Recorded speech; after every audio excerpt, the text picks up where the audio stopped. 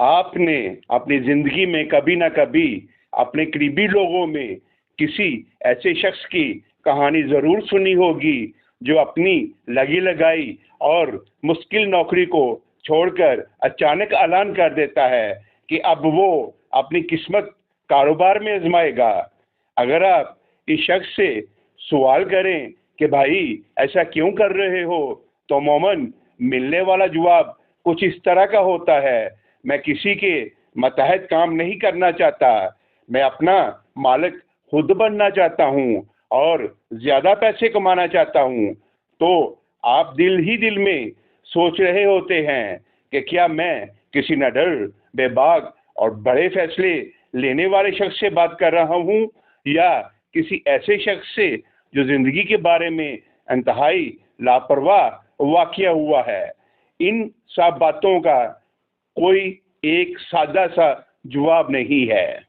جواب بڑی حد تک اس بات پر منحصر ہوگا کہ کسی شخص کی جانب سے لیے گئے کسی بڑے فیصلے کے نتائج کو کس انداز میں دیکھا اور جانچا جاتا ہے، کیونکہ مختلف لوگوں کے نزدیک کامیابی کی تعریف مختلف ہو سکتی ہے۔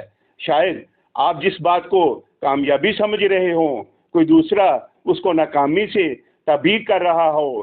جب بات اہم فیصلوں کی آتی ہے تو کاروبار کی دنیا میں اکثر جرأتمندانہ اقدامات اٹھانے کی ضرورت ہوتی ہے، جیسا کہ کسی نئے اور انوکھے منصوبے پر عمل درآمد کرنا یا کسی نئے منصوبے میں بڑی سرمایہ کاری کرنا، لیکن اس کے لیے خاص نوعیت کی ہمت اور جرأت کی بھی ضرورت ہوتی ہے۔ لیکن اس کا مطلب یہ نہیں ہے کہ ہمت کرنے والے اور فیصلہ لینے والے افراد خوفزدہ نہیں ہوتے۔ جرأت خوف کے مقابلے میں فیصلہ لینے کا ہی نام ہے، لیکن بہادری اور بیوقوفی میں کچھ تو فرق ہے نا۔ اس ویڈیو میں ایسے 5 اقدامات تجویز کرتے ہیں جن کا تجزیہ آپ کو کسی نوکری یا کاروبار میں بڑا فیصلہ یا قدم لینے سے قبل کرنا چاہیے۔ نمبر 1، اپنے آپ سے پوچھیں، کوئی بھی بڑا قدم صرف اس لیے مت اٹھائیں کیونکہ آپ کا دل ایسا کرنے کو چاہ رہا ہے، یا آپ یہ سمجھ رہے ہیں کہ آپ بہت نہ ڈر رہے ہیں۔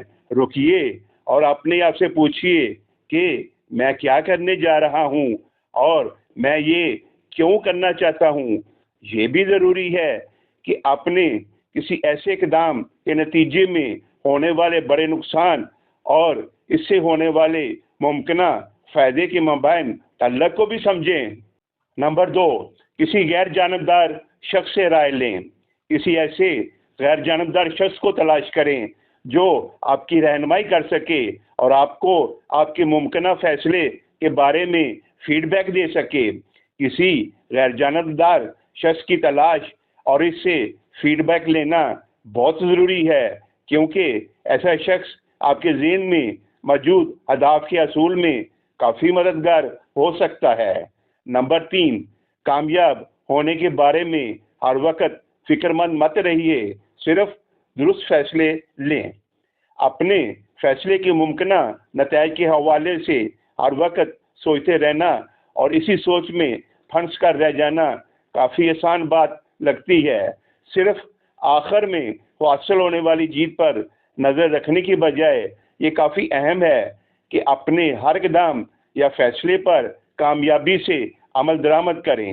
اپنے ہر اقدام کی کامیابی پر توجہ دیں تاکہ چھوٹے چھوٹے صحیح اور بروقت فیصلے آپ کے بڑے مقصد کی طرف رہنمائی کریں۔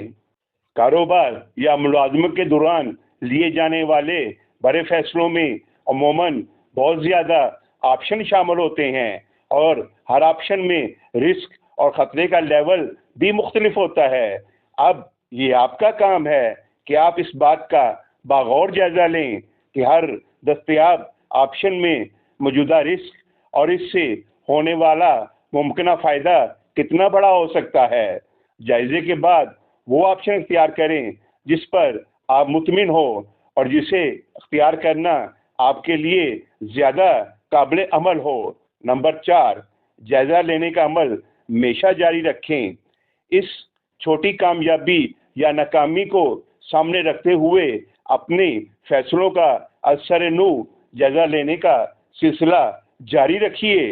अगर आप ये सिलसिला जारी रखेंगे तो कुछ ही अरसे में आपको अपने इकदामात के नतीजे में सामने आने वाले नतीज का एक पैटर्न नजर आना शुरू हो जाएगा। इस पैटर्न को देखिए, गौर करें और अपने आप से पूछें कि कहीं आप ज़रूरत से ज़्यादा नजर आने के चक्कर में ज़्यादा रिस्की और पुरखतर फैसले तो बार बार नहीं ले रहे, या दूसरी तरफ आप कहीं छोटा खतरा भी मोल लेने से घबरा तो नहीं रहे। नंबर 5, बड़ा फैसला लेने के लिए हमेशा सही लम्हे का इंतज़ार करें।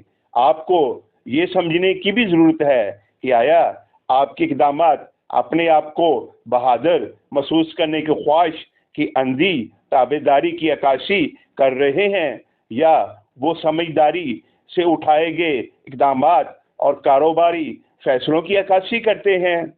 दुआ है कि अल्लाह ताला आपको ज़िंदगी के हर मोड़ पर कामयाबी अता फरमाए, आमीन।